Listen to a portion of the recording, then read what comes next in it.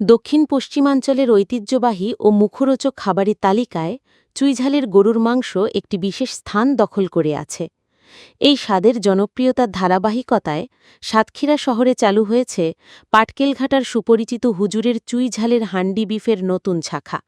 শহরের প্রাণসায়ের খালের পাশে পাসপোর্ট অফিস সংলগ্ন এলাকায় নতুন এই শাখাটি এখন খাবার প্রেমীদের অন্যতম গন্তব্য হয়ে উঠেছে। খুবই ভালো আল্লাহর রহমতে।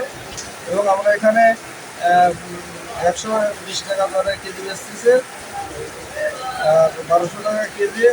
এতে দরিদ্র অভাবী মানুষ হলো এক্সট্রা থাকে যে আমি 100 টাকার ভেতরে গরুর ভাত খাবো, তা ইনশাল্লাহ আমরা খাইতে।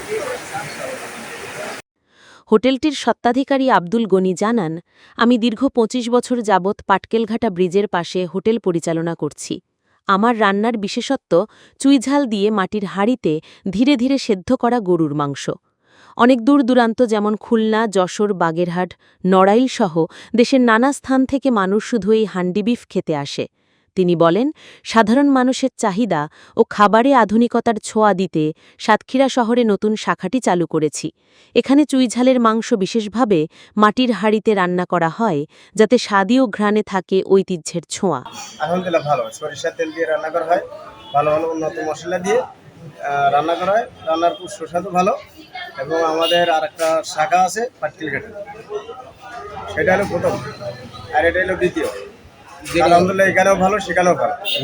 স্থানীয় এক ভোজন রসিক বলেন, চুইঝালের গা শিরশির করা ঝাল আর মাংসের আলাদা ঘ্রাণ খেতে একবার শুরু করলে তা ভুলে থাকা অসম্ভব। এখন শহরেই এ স্বাদ পাওয়া যাচ্ছে, এতে আমরা ভীষণ খুশি।